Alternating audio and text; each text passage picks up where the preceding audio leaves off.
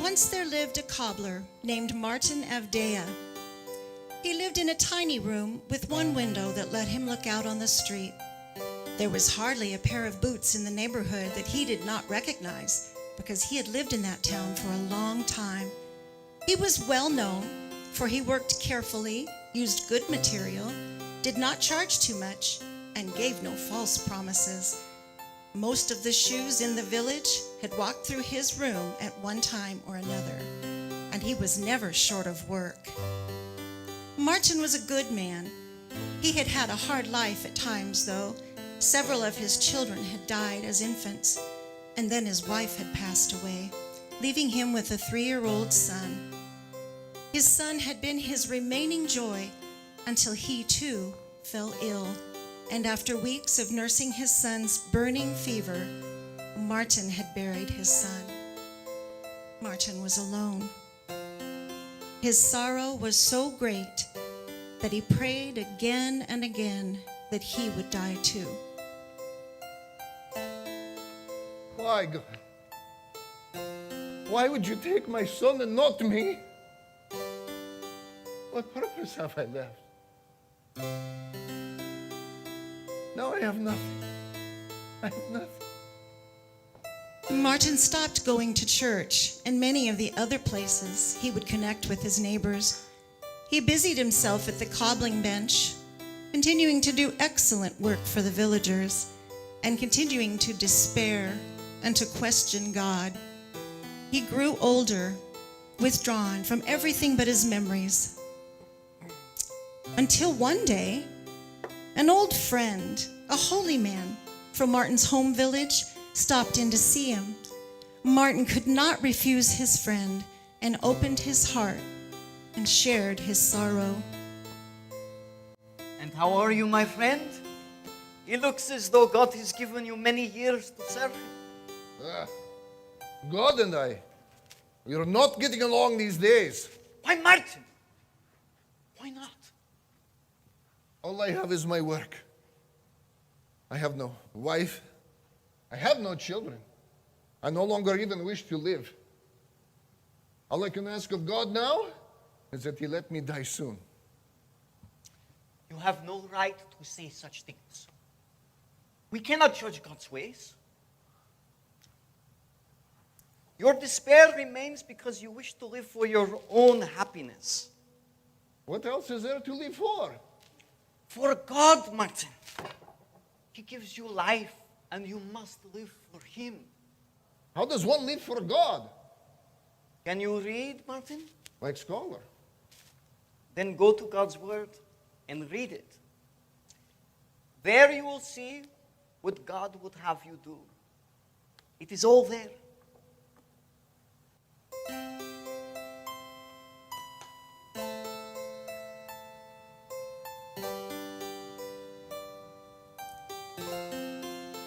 Martin began reading the words of God, and the more he read, the clearer and happier he felt in his mind.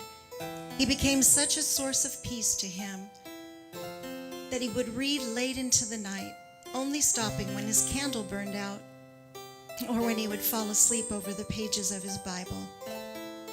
One night, Martin's head was beginning to nod over the beloved pages when suddenly he heard a voice. Martin. Martin. What? Yes. Who is it? Who is there? Martin, look out into the street tomorrow, for I will come. That is wonderful. Who are you? You know my words, Martin. Watch for me, and I will come.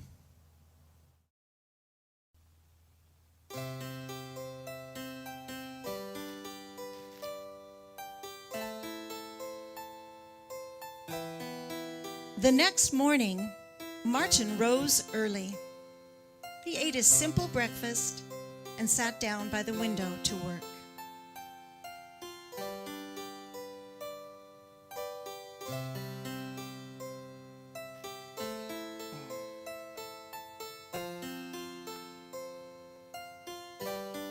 Perhaps I was dreaming.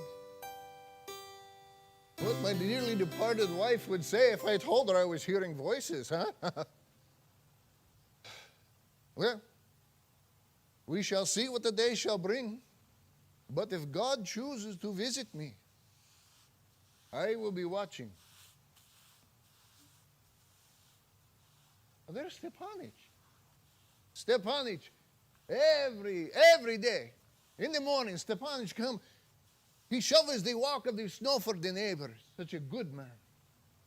I wonder what Stepanich would think if he knows that today he shovels snow so God can come and see me, huh? But look at his boots. They're barely staying on his feet. This will not do. Stepanich, my friend, Stepanich, come inside and have some hot tea. Oh, may God bless you. My bones are sore from the cold this morning. This is the hazard of growing old, huh? Please, sit.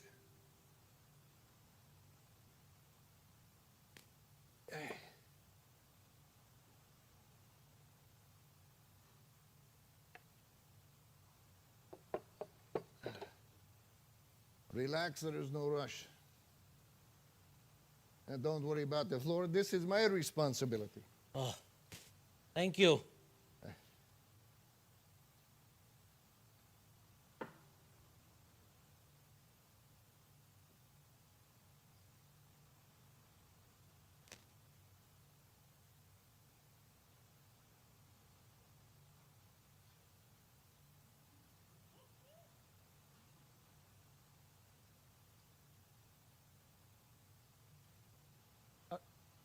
Are you waiting for someone?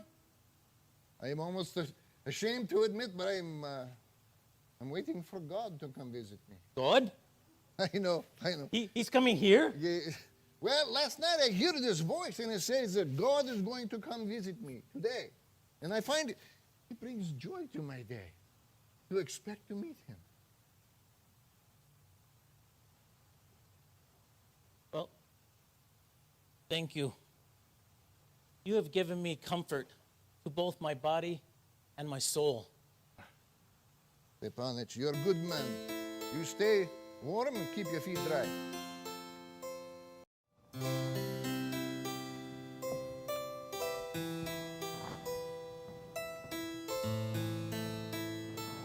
Oh, dear.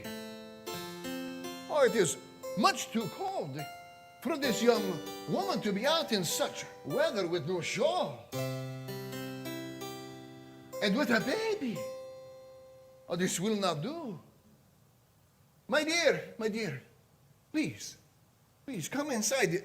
It is easier to wrap your baby in a warm place, yes? Sit down. Relax. Feed your baby. There is no rush this morning. I haven't any food, sir. No food. I know it is simple, but I have some porridge left over from this morning's breakfast. Please. You eat? I'll hold the baby. I've had a few babies, so I know a trick or two, huh? Oh, Datenka. Thank you, sir. I have a job that will begin shortly, but today we had nothing. Haven't you anything warmer to wear? I had to sell my shawl yesterday for some food and a room to stay. Okay. Here. I'll be right back.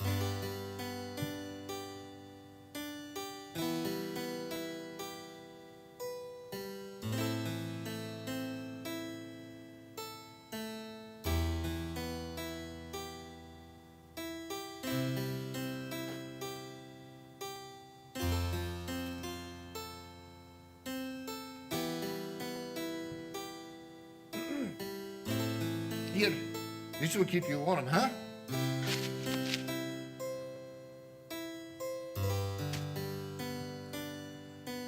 Here. Hold out your hand for me. This will get you by for a few days, huh? Bless you, sir. Why are you doing this for us? Well, last night, I hear a voice telling me that God is going to come and visit me today. I could not have you shivering and shaking out in the cold while I'm waiting for him, now could I? We must go. Thank you for everything. Bye-bye. Bye-bye, the tank.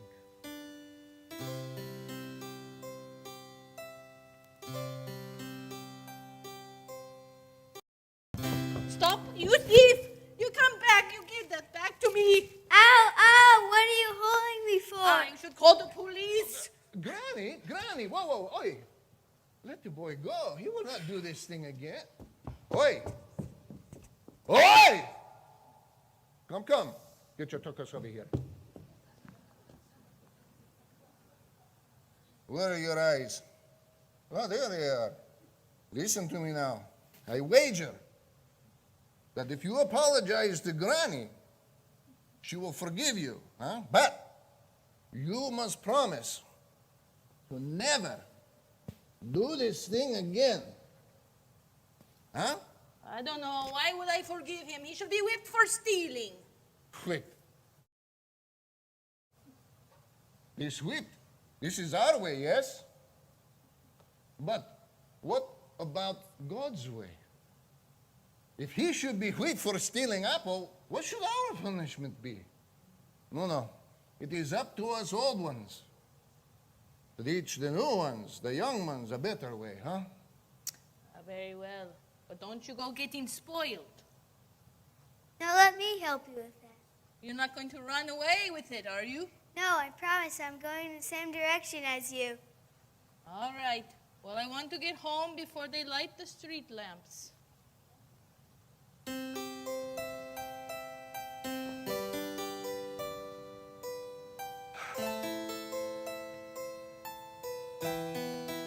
Well, it is almost time for this day to be gone. And perhaps God chose not to visit me after all. Well, if God is not going to visit me, it is up to me to visit God.